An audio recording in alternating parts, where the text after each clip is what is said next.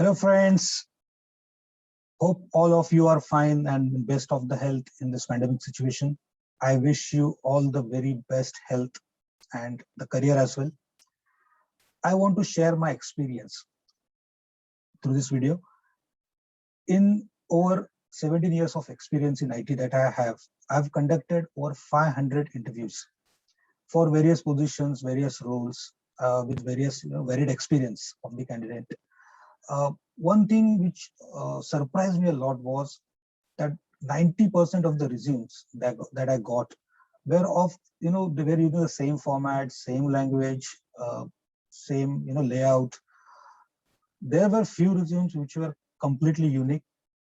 However, majority of the resumes were just the standard ones. So even if the experience differed, or if any candidate's experience has increased from say 5 years to 10 years, still the contents of the resume might change or would have changed, but the format overall was same. So with this, with this kind of detailing, when I looked at it, I decided to, build my resume based on certain unique practices, and that's what I did. So I suggest everyone, or rather, I want to inform everyone that resume is the first impression that you have, or you can create on the recruiters as well as the interviewer. Okay, so don't waste that opportunity. Create a profound impact, a very deep impact. Make your resume in such a unique fashion that it should impress the interviewer at least. The recruiter is not concerned about the way you have created your resume or how unique it is or how common it is. They mainly rely on the keyword search. Okay, so they will search for the technology, uh, for which you are being interviewed. That's their job is done. But when the resume goes to interviewer, there is, on the first page itself, it should be, very clear, very unique, so that it grabs the attention of the interviewer. So let me present my resume to you, and based on that, I'll take you through the points that I made, the way I made the changes to my resume.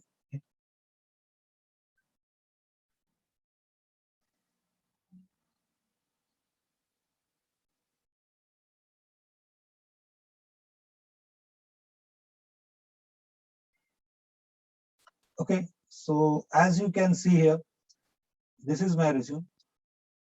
If you notice, what I've done is at the top of the resume in the header itself, I have added a visual kind of thing, the logos of the certifications that I've done. This creates a visual impact. Whoever sees my resume will quickly find that, okay, in which technologies I have certified, or what are my certifications. So this gives a lasting impact on the interviewer. The next thing, write your name in the bold. Clearly specify your email address, your contact number. Always mention more than one contact number and more than one email ID in case you are facing regular issues with some of the email IDs. Don't forget to mention your LinkedIn profile. This is very important. Many of the recruiters as well as the interviewers, they go and check the LinkedIn. Okay, so always make them this task easy for them. Just specify your link so that they can go and browse your what your contents, what updates you put, what are the testimonials you got. Some candidates, they put the photo as well. That is also good practice, but it is not desired by many of the recruiters or the interviewers in India. In especially in the abroad, this practice is followed of including a photo of the candidate. The next and the most important thing which I want to highlight is this particular portion. This is your positioning. You have to clearly define your positioning in the resume. Okay, ideally you see, or you'll see many resumes that start with objectives, and people write, okay, my objective is to blah blah blah. Okay, that is not the way it should be written. You should define your positioning, what kind of professional you are or what kind of expert you are. And remember, never use words like engineer, associate in this particular tagline. Okay? For example, many people, they write, in networking engineer or network engineer. Instead of that, write network specialist. Okay? Similarly, when you are into say cloud, look, don't write cloud associate, mention as expert. So these are certain keywords which will define your positioning, okay, and it will create your authority in the mind of the interviewer. So this will be a good start. Next is when you talk about objectives. As I said, many people they use a standard para to define the objective sentence or objective line. Instead of that, just think about the company that you are joining, or think about the vision and the goals that you carry. Okay, so for example, in my case, my goal or my vision is to leverage cloud first in whatever solutions that I built. Okay, and that too, the solution should be cost effective for the organization and beneficial as well. So I just put that as an objective. Also, my focus, based on the technologies that I work on, is mainly the user experience. Okay, so always my vision is to enhance or improve the user experience. So I just put that as my objective. Okay, so these are the kind of things that should be written in the objective section. Coming to highlights, this is a very important section. So this is kind of a complete summary of your career. Okay, here you can mention the overall experience you have, what kind of role you have performed, what kind of value you have delivered, any special skills, like if you have done the architecting, designing, migration, any specific experience. Say for example, if you're applying for a cloud job, you can mention about the multiple clouds that you have worked upon, any understanding of any specific technology, a good understanding. So all those topics you can mention here. Don't forget to mention the last line as the current association. So which company you are associated with and what kind of role you are performing, okay, presently. So this line should carry those details.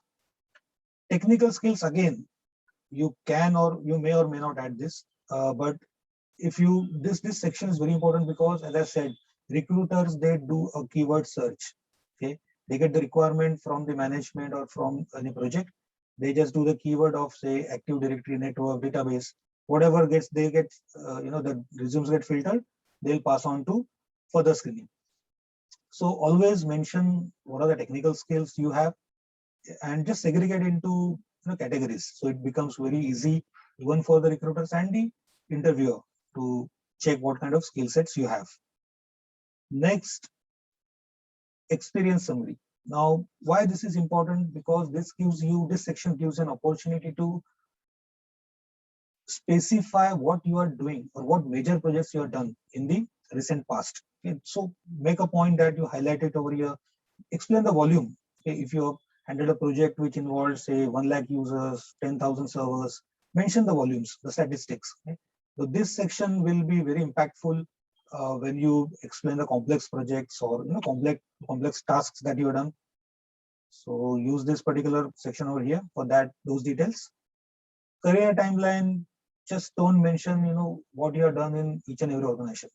It's not relevant, because in the upper sections you have mentioned the experience summary, you have provided the highlights, so that's enough. In the career timeline, just mention what about your previous organizations in perspective of the names, when your duration with those organizations, and what was your designation. So this information is enough. Now when you are going for higher level of jobs, okay, many the recruiters, they are, or the interviewers, they are very much interested to know what kind of responsibilities you have handled in your career span. Those kind of details you can put it over here, right? The documentation part, or any lead role kind of thing you have done. But apart from extracurricular thing you could or you have already exercised and practiced. So all those details in terms of responsibilities, team lead responsibility, team member, pre-sales. So all those details should come here. Finally, if you have done the trainings and certifications, you can eliminate this particular section if you have put all your certification logos on the top. Still, many managers or many interviewers, they specifically look for the certification numbers, right? In that case, you can populate this section with all the relevant certificates that you have. Finally, this is again very important. So this is like a testimonial of your career. in previous organizations, if you have got any awards, any recognitions, do mention those here. Finally, mention the personal details. So if you see, I have finished, or my resume is just 3 pages. Within 3 pages, it carries most of the message that I want to give. I would love, resume even shorter, in 2 pages. Okay, and definitely for different, it depends on requirement. So I cut short my resume to 2 pages. Sometimes I make it 3 pages. Sometimes, okay. So that is upon the situation. The annexure part. Now, many people, they tend to mention about each and every project they did in the organization in the resume itself. Okay, don't do that. If you want, or if the recruiter or the interviewer, they want all the details of your projects, create an annexure. Okay, so that your message is not lost in all these details in the first 3 pages. Maintain or create a separate annexure section and put all your project names, like what you have done, what was your role, and just the outline in the at high level. So this gives a fair enough idea of to the interviewer that okay, these were the crucial projects that you have worked on, and the kind of role that you have performed and the outline of those projects. So overall, these are the details I would recommend that everyone should include in their resume. Take some effort, guys. As I said, your resume is the first impression. So you have to take efforts to build it, refine it, update it, okay, and you will see the wonders. Thanks for listening to this video. Thank you.